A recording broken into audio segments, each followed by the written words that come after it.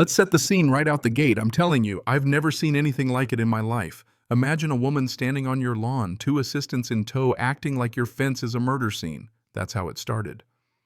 Your electrical license is revoked. That's what Karen Hall spat out as she measured and photographed every inch of my property clipboard, flashing like a badge, pretending to be the law. All I could say was, I'm not under HOA law. Which was true. My family put up this house before any HOA even existed. But Karen, she wasn't buying it. The thing is, my fury wasn't just about some fence. It was the total disbelief at the circus playing out on my land. I mean, what's the wildest power trip you've ever seen? Go ahead, drop it in the comments, because I promise my story's about to make your jaw drop. See, I was in the middle of sorting out a tricky electrical panel at Mrs. Patterson's place. Her kitchen's a 1950s time capsule. Always something buzzing or flickering when my phone wouldn't stop. Third call in 10 minutes, all while I'm trying to track a short circuit that's been driving me up a wall for weeks. Then Mrs. Patterson, bless her, yells from her window, "Mike, someone official is at your door." So I jog home, and there it is, a black SUV idling in the driveway. Clipboard woman Karen and her crew tagging my fence like it's evidence. I'm barely on my lawn when she fires off, "Mr. Harrison, I'm Karen Hall, chairwoman of the Maple Grove Homeowners Association. We need to discuss your property violation." I try to keep it together. "Think you've got the wrong place," I say.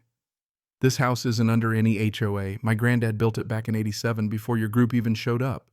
She gives me that cold practice smile. "Hall Development Solutions has protocols for non-compliant properties. Your grandfather signed the amended agreement in 2019.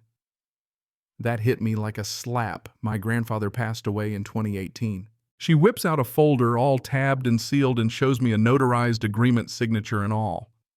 Sure looked like his handwriting, right down to the old H he used in Harrison. But how does a dead man sign anything a year after he's buried?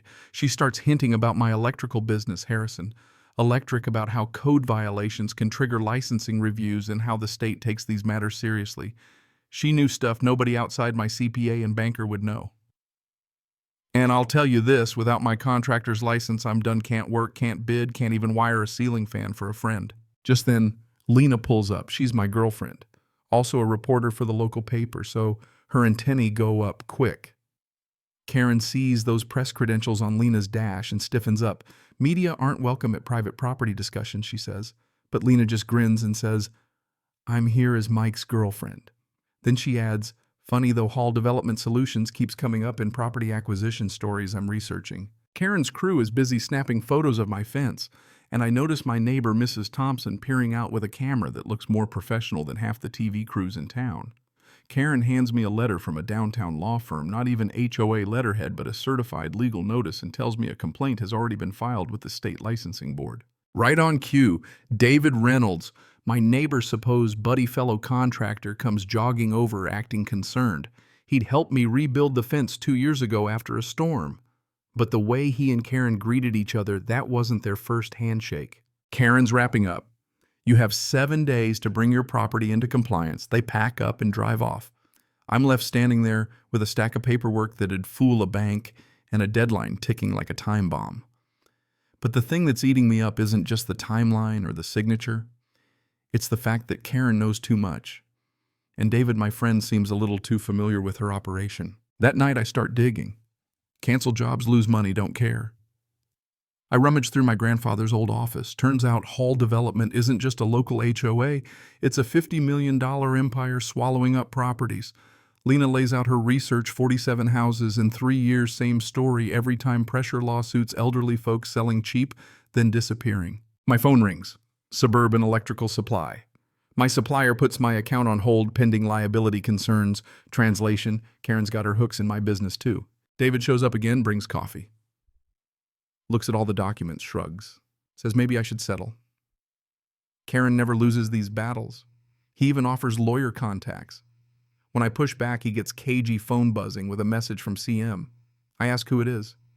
"Just a client," he mumbles, then makes a fast exit. That's when Mrs. Thompson, my neighbor, shows up with pot roast and an unexpected skill set. She used to do forensic document analysis for the county. Offers to look at the HOA agreement.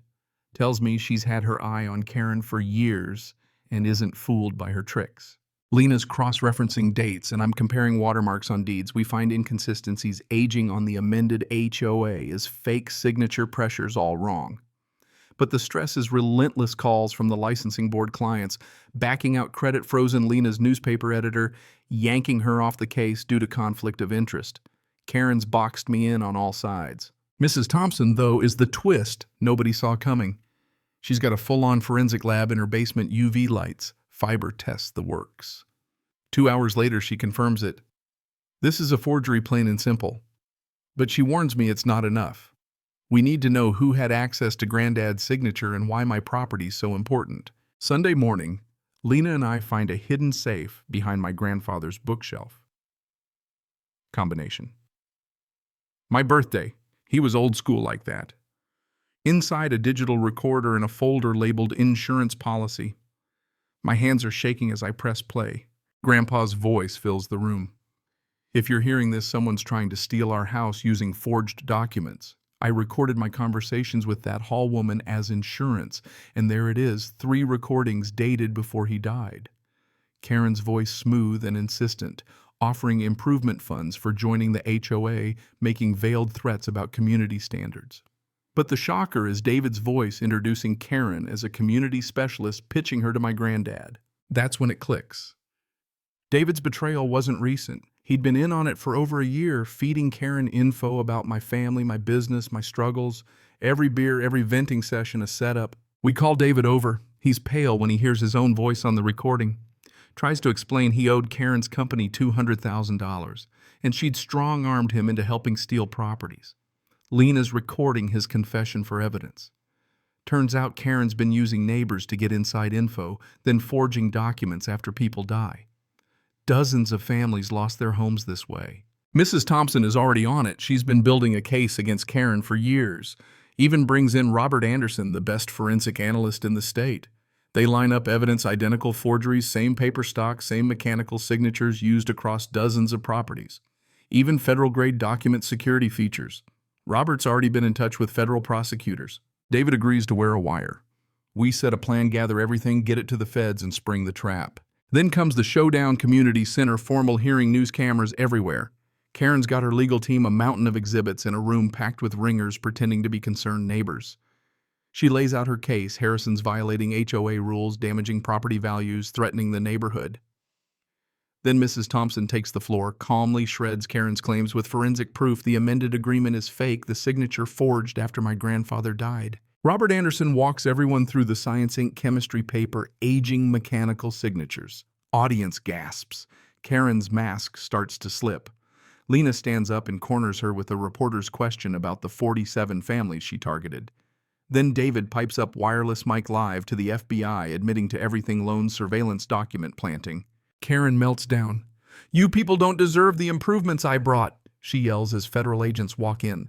Slap cuffs on her and announce charges: mail fraud, wire fraud, conspiracy, RICO violations. Her empire collapses right there, live streamed for all to see. Months later, justice is done. Karen gets 4 years in federal prison, millions in restitution, and a lifetime ban from real estate. The stolen homes are returned. Neighbors start trusting again. Mrs. Thompson, Betty, gets a plaque on the community center. Lena wins an award for her reporting. Even David, after testifying and hundreds of hours of community service, starts to rebuild, though. Forgiveness is slow. I stand by my fence, now trimmed to a neighborly 4 feet. Not because some clipboard said so, but because we talked it out. Real neighbors, real respect. Grandpa's tape measure sits on my kitchen table, a trophy of sorts. Not for me, but for everyone who said enough to corruption. And you know what? The moral hits me sideways. Justice isn't about one hero. It's about regular folks pooling what they know, refusing to look away, and pushing back even when the odds are stacked. It's messy, takes a village, but sometimes stubbornness is exactly what saves the day. So here's my question for you. Where do you draw the line between playing by the rules and standing up when the rules are a lie? Drop your thoughts below. Ever been betrayed by a friend or watched someone abuse power in your community? I want to hear your stories. Let's talk about what real justice looks like.